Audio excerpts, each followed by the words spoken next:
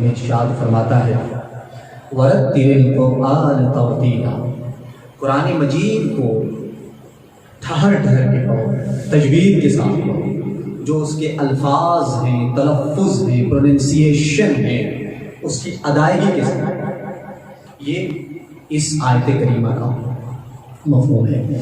ایک اور مقام پہ اللہ تبارک و تعالیٰ ارشاد فرماتا ہے اِنَّهُ لَقُرْآنٌ کریم، یہ وہ بزرگی والی کتاب ہے جس میں کوئی شک و شبہ کی گنجائش نہیں ہے۔ آپ ذرا دیکھیں، رمضان المبارک کا مہینہ آنے جا رہا ہے۔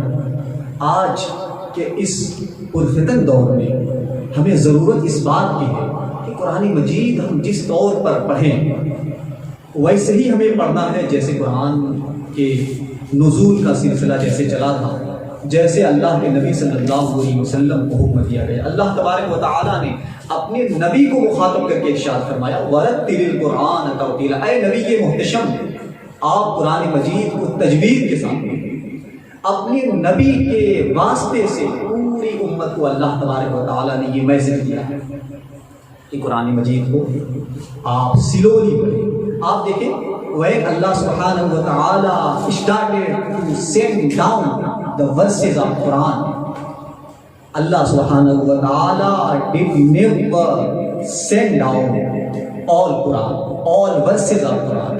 اللہ تبارک و تعالیٰ نے جب قرآن مجید کو نازل کرنا شروع کیا تو بالکلیہ ساری آیتوں کو، ساری صورتوں کو، سارے پاروں کو نازل نہیں فرمایا۔ یہ اس بات کی طرف اشارہ تھا کہ قرآن مجید کو پڑھنے میں جلد کیا جائے۔ آج دیکھیں، آج ہماری سوسائٹی میں، ہمارے معاشرے میں جہاں بہت ساری کمیاں ہیں، اس میں سے ایک بہت بڑی کمی کیئرلیسلی کہہ لیں یا لاپرواہی کہہ لیں یا غفلت کہہ لیں کہ آج علم تجوید سے بڑی لاپرواہی ہو رہی ہے۔ ہمارے یہاں نعت خوان کی کمی نہیں ہے، ہمارے یہاں مقررین کی کمی نہیں ہے، خطبہ واعظین کی کمی نہیں ہے، مدرسین کی کمی نہیں ہے، اہل علم کی کمی نہیں ہے۔ کمی کس کی ہے؟ بڑے بڑے خطبہ، شعلہ بار، واعظین، مقررین، ہر فن مولا مل جائیں گے، لیکن کیا وجہ ہے کہ ہم قرآن مجید کو صحیح طور پر نہیں پڑھ پاتے؟ آج دیکھیں موسٹلی 95% اہل علم کی بات کر رہے ہیں، وہ بھی قرآن مجید کی طرف خاص توجہ نہیں دیتے۔ آخر کیا وجہ ہے کہ ہم اس علم سے انحراف کر رہے ہیں، اعراض کر رہے ہیں، روگردانی کر رہے ہیں، یا ہماری عدمی دلچسپی ہے؟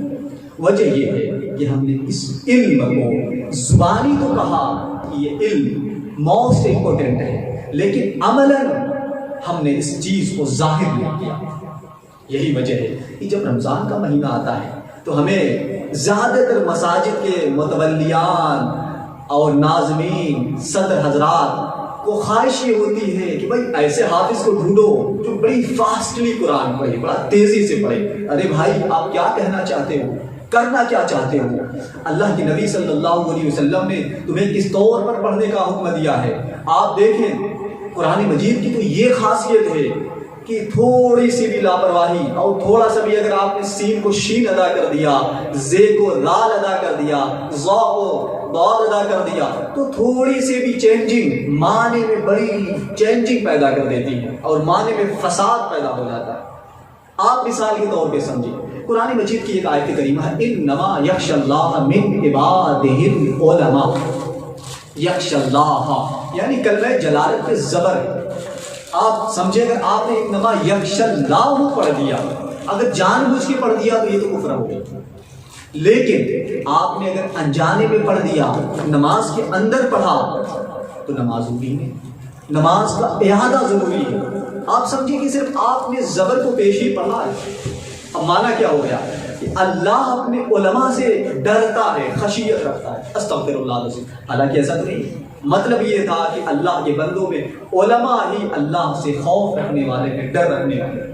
آج ہم یہ بھی دیکھتے ہیں کہ آج وہ لوگ جو قرآن مجید کو صحیح پڑھنے کی دعوت دیتے ہیں، سالوں کے سال اچھی طور پر پڑھنے کی دعوت دیتے ہیں، تجوید کے ساتھ پڑھنے کی دعوت دیتے ہیں، لیکن جب رمضان کا مہینہ آتا ہے تو ان کی بھی یہی تلاش ہوتی ہے کہ بھائی ایسی مسجد تلاش کرو جہاں 1 گھنٹے میں 3 بارے ختم ہو جائیں، 2 بارے ختم ہو جائیں، بڑی جلدی ہوتی ہے۔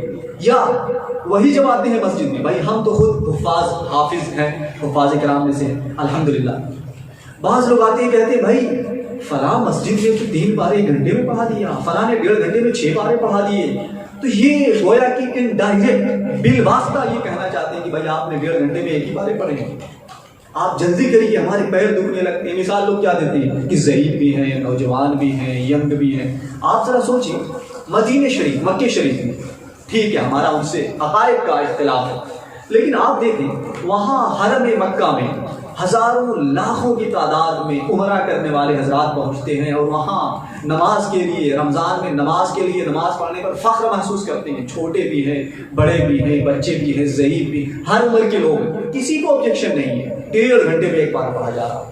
تو کیا وجہ ہے کہ ہم قرآن کی طرف توجہ نہیں دے پا رہے ہیں؟ لہٰذا ہمیں پریفر اس کو کرنا چاہیے جو قرآن مجید کو صحیح پڑھے۔ یاد رہے کہ قرآن مجید کو صحیح پڑھنا صرف اپنے گھروں پر ضروری نہیں ہے، صرف اسٹیج پہ جلسوں میں ضروری نہیں ہے، بلکہ ہمیشہ قرآن مجید کو چاہے نماز میں ہو، گہرے نماز میں ہو، فاتحہ میں ہو، گھر میں ہو، ہر وقت آپ کو قرآن مجید صحیح پڑھنا یہ ضروری ہے، اور ایسا ضروری ہے کہ یہ اس کے بغیر آپ کی نماز درست ہو ہی نہیں سکتی۔ لہٰذا قرآن مجید کی طرف آ جائیے، قرآن مجید کو سیکھنے کی طرف خاص توجہ دیجیے۔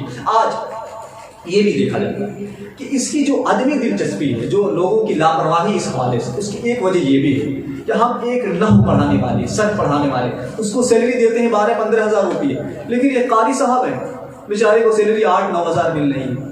گویا کہ ہم عمل کی زبان سے اس کی اہمیت نہیں دے رہے۔ لہٰذا اگر اس علم کو فروغ دینا ہے، اس علم کی اشاعت چاہتے ہیں، اس علم کا فروغ چاہتے ہیں، تو ضرورت اس بات کی ہے جیسے دیگر جو فن ہیں، جو سبجیکٹ ہیں، ان کو پڑھانے کے لیے اگر ہم جو سیلری دیتے ہیں اس سے زیادہ ان قرہ کی، ان حفاظ کی سیلری ہمیں کرنی پڑے گی، جبھی جا کر کے یہ فن آگے بڑھے گا، ادروائز مشکلات کا سامنا کرنا پڑے گا۔ اور انشاءاللہ عزیز اس حوالے سے ہم بہت جلد ہی آن لائن کورس شروع کریں گے۔ آپ جميع حضرات سے گزارش ہے کہ آپ اس میں اس کورس میں شریک بھی ہو سکتے ہیں اور دیگر احباب کو بھی شریک کر سکتے ہیں۔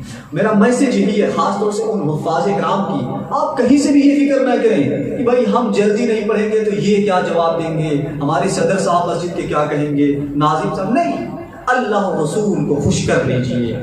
دنیا تو آپ ساری دنیا کو خوش کرنے کی کوشش کریں گے تو یہ امپاسبل ہے کہ ساری دنیا آپ سے خوش ہو جائے۔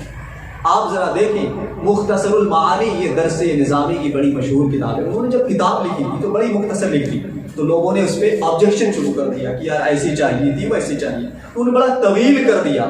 اب بھی لوگوں کو جو ہے سکون نہیں مل رہا ہے، اب لوگ کہہ رہے ہیں کہ یار بہت طویل ہو گئی، ٹاٹ کا سبب بن رہی ہے۔ تو انہوں نے بات کیا لکھی تھی کہ انسانی طاقت سے یہ چیز باہر ہے کہ انسان ساری دنیا کو مطمئن کر رہے ہیں، انسان اپنے گھر کو مطمئن نہیں کر پاتا۔ آپ دیکھیں اگر 5-6 بھائی ہیں، پیرنٹس ہیں اور دیگر لوگ ہیں، سسٹرز بھی ہیں، تو انسان کوئی بھی کام کرتا ہے تو یہ کوئی ضروری نہیں ہے کہ سارے سسٹر، سارے برادرز، پیرنٹس، سارے لوگ اس کام سے خوشی ہوں یا ایگریمنٹ کر ہی لیں۔ لہٰذا آپ ہمیشہ اس بات کی کوشش کریں کہ قرآن مجید صحیح پڑھیں، اور یہ بھی کوئی انسلٹ کی بات نہیں ہے کہ ہم قرآن صحیح دیر میں پڑھیں گے تو لوگ ناراض ہوں گے، نہیں، ہمیں دیگر لوگوں کو ناراض کرنے کا یا راضی کرنے کی ہمیں فکر ہی نہیں کرنی، بس اللہ و رسول کی رضا ہمارے سامنے ہونی چاہیے۔ اگر یہ چیز ہماری سامنے رہے گی تو انشاءاللہ العزیز، اور ان لوگوں کو بھی چاہیے کہ بھائی جب اللہ و رسول کا حکم ہے تو اب اپنے محلے کا، ناظم کا، صدر کا، متولی کا یہ کوئی خیال ہی نہیں ہونا چاہیے۔